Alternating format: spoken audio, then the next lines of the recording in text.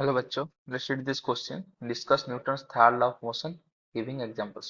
तो क्वेश्चन में Newton's third law of motion पूछा है, तो उसके लिए जो की कंसेप्ट है,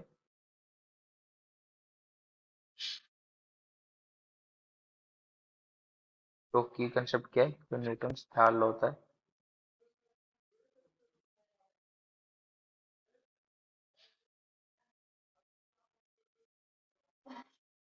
न्यूटन्स थर्ड लॉ क्या बोलता है?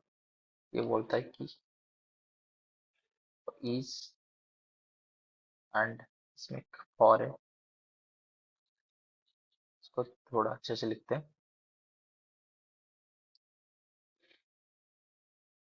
इज एंड एवरी एक्शन, सबसे सिंपल लॉ यही है, third law. For each and every action there is a equal and opposite reaction। तो ये बोला है कि for each and every action there is equal and opposite reaction. मतलब अगर जिसके ऊपर एक बॉडी के ऊपर फोर्स कर रहा है, फोर्स अप्लाई कर रहे हैं, तो वो उल्टा हमारे ऊपर भी फोर्स अप्लाई कर रहा है।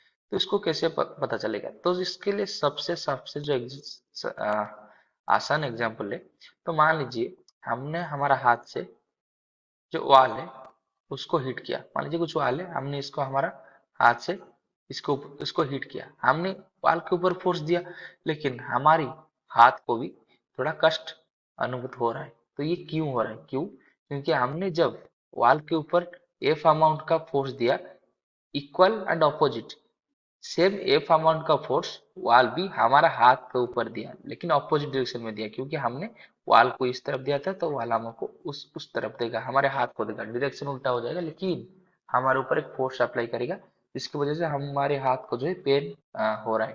तो ये सबसे आसान एग्जाम्पल है फील करने के लिए, ये न्यूटन थर्ड लॉ। दूसरी एग्जाम्पल अगर हम देखेंगे, तो अगर हम और एक आसान एग्जाम्पल कि जब हम मान लीजिए ग्राउंड है, तो ग्राउंड से जब एक बॉल को ड्रॉप करते हैं, ग्राउंड को ऊपर से एक बॉल ड्रॉप करते हैं, तो ये बॉल जब इधर ग्राउंड में हिट होता है, तो उसको कितना फोर्स दे रहा है?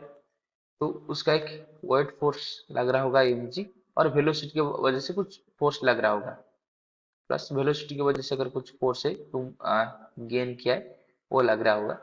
तो इसकी वजह से क्या होगा? वो ग्राउंड को कुछ फोर्स दिया, मान लीजिए ये एफ है, फोर्स दिया, तो ग्राउंड सेम फोर्स उसको देगा, तो ये फिर ऊपर को तरफ चला जाएगा। ये एक बार नीचे से हिट होने के बाद ऊपर को चला जाएगा। ये किसका एग्जांपल है? ये न्यूटन थर्ड लॉ। क्योंकि ये तो फोर्स दिया ग्राउंड को, आपको पता है कि इसका वेट फोर्स प्लस जो वेलोसिटी की वजह से अब आया फोर्स, उसकी वजह से इसका फोर्स लगेगा ग्राउंड को। लेकिन ये ऊपर क्यों जा रहा है? इसको फोर्स कौन दिया? ग्राउंड दिया। क्यों दिया? क्योंकि वो ग्राउंड को फोर्स दिया था, तो उसका रिएक्शन में, और ये को इसको एक फोर्स दे दिया। और एक एग्जांपल हम देख सकते हैं, जो कि आप बहुत बार यूज करेंगे फिजिक्स में। वो क्या है? मान लीजिए इधर कुछ एक रूप में एक बॉडी मास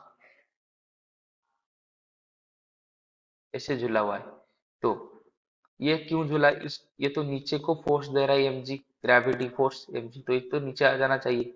क्योंकि ये जो ये फोर्स जो mg फोर्स नीचे दिया, तो ये इस रोप को खींचा, तो रोप को ये जो मास है, ये m, ये रोप को mg फोर्स दिया, ये भी रोप को mg फोर्स दिया।